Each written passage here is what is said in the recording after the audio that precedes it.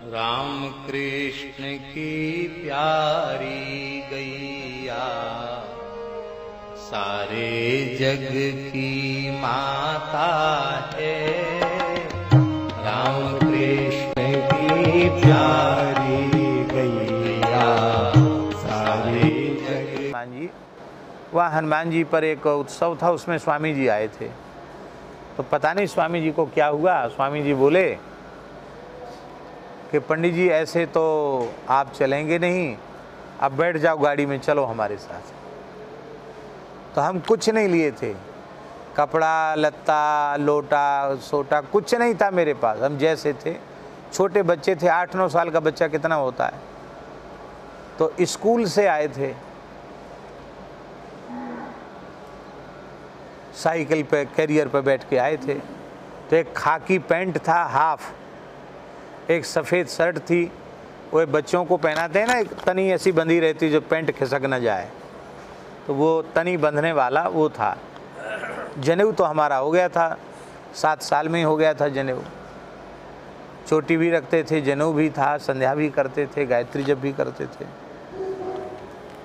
तो स्वामी जी ने, उनके पास एम्बेसडर गाड़ी थी, उसी में बिठा लिया। हमको इतना विवेक भी नहीं था कि उन्हीं के आसन पर नहीं बैठना चाहिए। हम प्रेम से उन्हीं के आसन पर बैठ गए। उन्होंने भी बच्चा जान के बिठा लिया, प्रेम से बैठ के चले गए। पिताजी भी थे, तो पिताजी को स्वामी जी ने जाते जाते कहा, पंडित जी आपके मन में तो मोह ममता है पुत्र के प्रति, आपसे हमने पहले भी कहा था, आपने दिया नहीं।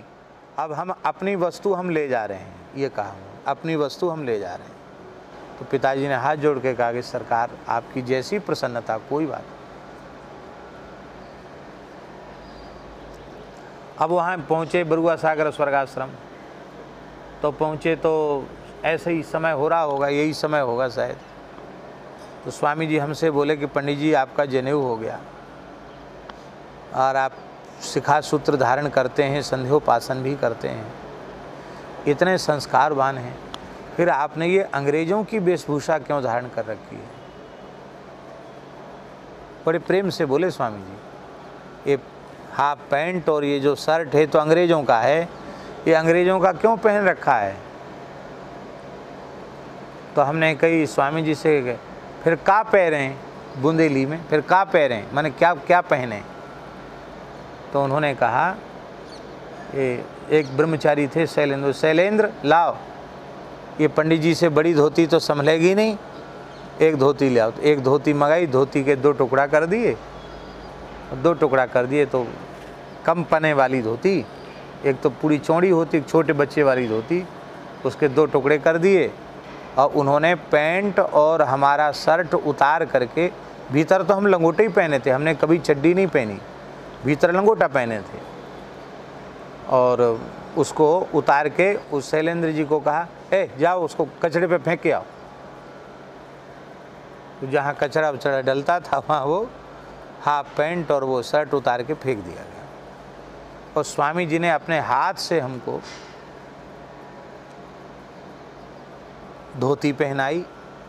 तो एक धोती तो पहना दी और ऊपर से वो आधी धोती थी वो ओढ़ने के लिए दे दी, ये पहन लो, लांग लगा के पहनाई और एक उड़ा दिया। बोले ये अब ऐसे रहो, बटुक ब्रह्मचारी का वेश है, ऐसे रहो। ठीक। तो जिस समय स्वामी जी अपने हाथ से पहना रहे थे, उसी समय मेरे मन में संकल्प हुआ कि इतने श्रेष्ठ महापुरुष अपने हाथ से पहना रहे हैं और कहते हैं अंग्रेजी वेशभूषा ब्राह्मण होकर क्यों धारण करते हो? तो अब जीवन में कभी इस वेशभूषा को हम स्वीकार नहीं करेंगे, ऐसा मन में निश्चय कर लिया। इसके बाद जब स्वामी जी ब्रह्मलीन हो गए, कक्षा 4 में पढ़ते थे तब स्वामी जी के पास गए,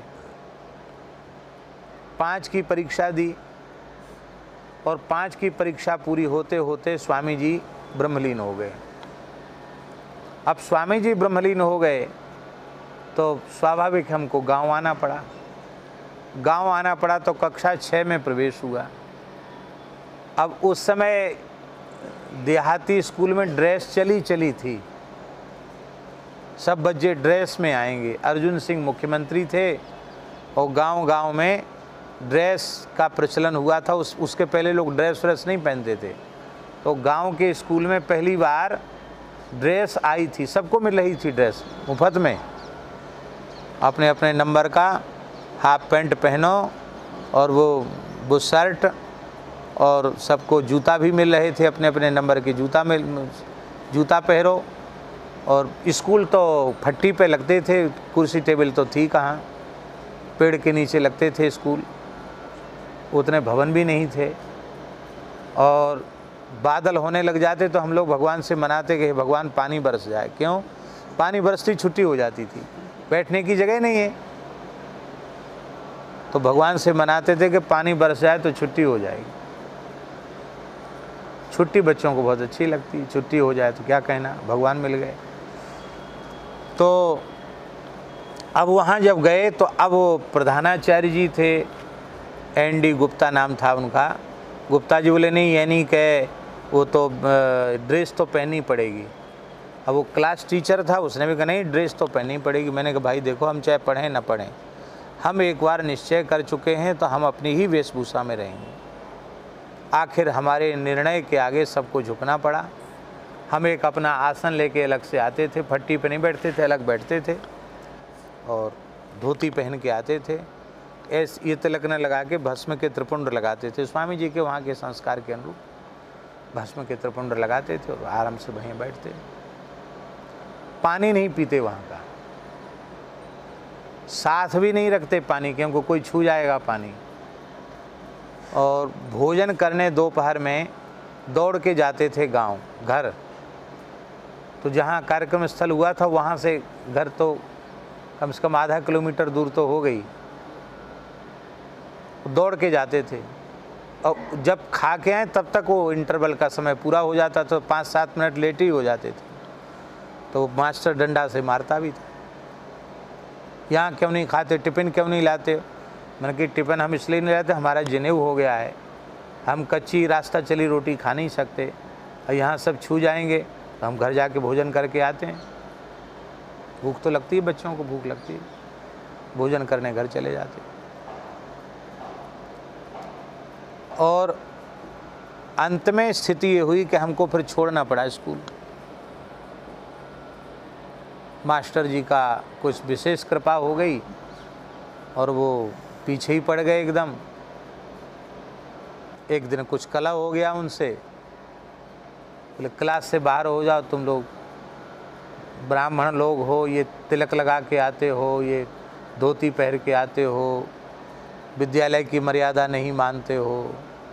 तो हमने कहा भाई हम भारतवर्ष में पैदा हुए हैं, ब्राह्मण कुल में पैदा हुए हैं, अरे हम धोती पहनते हमारा अधिकार है, हम तिलक लगाते हमारा अधिकार है।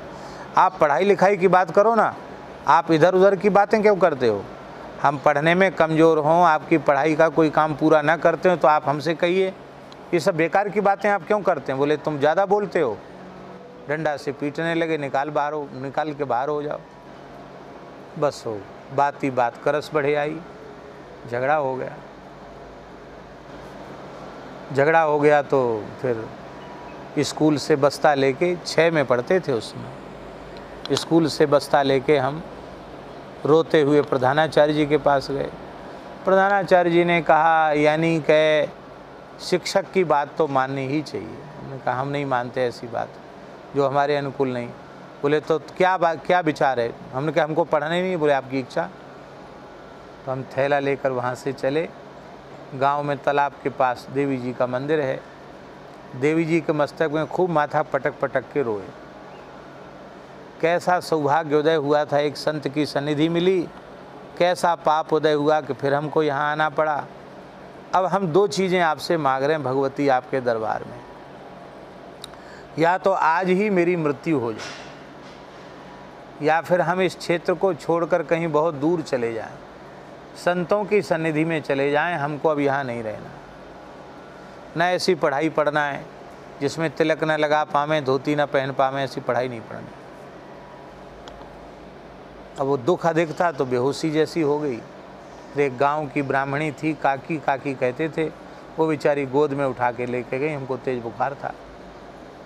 फिर सब ने समझाया, भाई देखो तुम झगड़ा करके चले, पढ़ने तो वहीं जाना पड़ेगा, तुम्हारा नाम लिखा हुआ है, नाम कट जाएगा, नहीं पढ़ोगे तो अब स्वामी जी तो पधार गए, पढ़ना तो यहीं पड़ेगा। कोई बात नहीं, घर में धोती पहन लिया करो, वहाँ पैंट पहन लिया करो। क्या? हमने कहा ये बात नहीं, हमने जब निश्चय कर लिया, हमने त्याग दिया तो अब त्याग दिया, हम चाहे पढ़ें चाहे न पढ़ें। पक्का निश्चय हो गया। सब बड़े परेशान थे, क्योंकि ज़्यादा परेशान करोगे हम भाग जाएं घर छोड़ के। इसी बीच में पूज्य गुरुदेव भगवान पधारे, भक्तमाली जी महाराज। और परमन जी एक और विशेष बात हुई, जिस दिन ये जो घटना घटी उसी रात्रि को हमको एक बहुत दुख था, तो एक स्वप्न हुआ। उस स्वप्न में क्या दिखा कि इमली के पेड़ के नीचे लक्ष्मी जी बैठी हैं, बड़ा प्रकाश निकल रहा है, और 2 हाथ में तो उनके शंख चक्र हैं और 2 हाथ में उनके कमल हैं। तो हमने भी स्वप्न में तालाब से कमल के पुष्प उतारे भगवान की सेवा के लिए, उनके लक्ष्मी जी को अर्पित कर दें। तो लक्ष्मी जी को जैसे ही कमल अर्पित किए तो लक्ष्मी जी ने गोद में ले लिया, बड़ा स्नेह किया। स्नेह करके कहा कि तुम चिंता मत करो, तुम्हारे दुखों का अंत होने वाला है और आज के तीसरे दिन तुम्हें भगवान मिल जाएंगे, ये कहा। बड़ा संतोष हुआ और स्वप्न मेरा खुल गया। फिर मैंने किसी को स्वप्न सुनाया नहीं। ठीक तीसरे दिन महाराज जी आ गए, तो हमारे मन में ये अनुभव आया कि तीसरे दिन भगवान मिल जाएंगे, तो भगवान माने गुरु जी मिल जाएंगे। भगवान और गुरु जी तो एक ही हैं। तो लक्ष्मी जी ने जो कहा कि तीसरे दिन भगवान मिल जाएंगे, तुम्हारे सारे दुखों का अंत हो गया। तीसरे दिन महाराज जी आ गए। महाराज जी के सामने सबने समस्या रखी कि ये पढ़ना नहीं चाहते, अब क्या किया जाए, नहीं पढ़ेंगे तो क्या होगा, आखिर ब्राह्मण कुल में जन्म लिया है, पढ़ना तो पड़ेगा। सब पढ़े लिखे, नहीं पढ़ेंगे तो कैसे काम चलेगा। महाराज जी ने भी समझाया। हमने कि महाराज जी हमको ये पढ़ाई तो नहीं पढ़नी, हमको स्कूल जाना ही नहीं, रोज़ रोज़ कला होगा, क्लेश होगा, हमको नहीं जाना। तो फिर महाराज जी बोले फिर मेरे साथ चलोगे, पढ़ोगे संस्कृत? मैंने कहा हाँ आपके साथ चलेंगे। बोले बाद में पिताजी को दोष मत देना कि भीख मांगने वालों की विद्या पढ़ाई, हमको इंजीनियर और कलेक्टर मिनिस्टर बनने वाली विद्या नहीं पढ़ाई। हमने कहा हम किसी को दोष नहीं देंगे, हमको नौकरी चाकरी करना ही नहीं है, हमको तो आपके चरणों में रहना है, हम क्यों पढ़ेंगे पढ़ाई। महाराज जी बोले फिर चलो। तो महाराज जी बोले तुम लोग निश्चिंत हो जाओ, पंडित जी हमारे साथ जाएंगे। और महाराज जी कृपा करके हमको यहाँ गए। ये बात किसी प्रसंग में हमारे मुँह से निकल गई, कह दी, पर सच्ची बात ये है कि जो एक बार आप अपने मन में निश्चय कर लो, जिस चीज़ को त्याग दोगे उस वस्तु के प्रति आपकी वृत्ति नहीं जाएगी। तो उस अवस्था में पैंट पजामा त्यागने की बात, एक बार त्यागने के बाद फिर कभी सपने में भी आपने नहीं देखा कि हमने पैंट पहना हो। जबकि अवस्था की दृष्टि से तो उस समय क्या अवस्था है, कोई अवस्था नहीं। तो छोटे बच्चे के भीतर भी निश्चय की भावना हो सकती है, तो युवा होने पर, समझदार होने पर, सावधान होने पर हम किसी भी दोष का त्याग क्यों नहीं कर सकते? अवश्य कर सकते हैं। राम कृष्ण की प्यारी गैया सारे जग की माता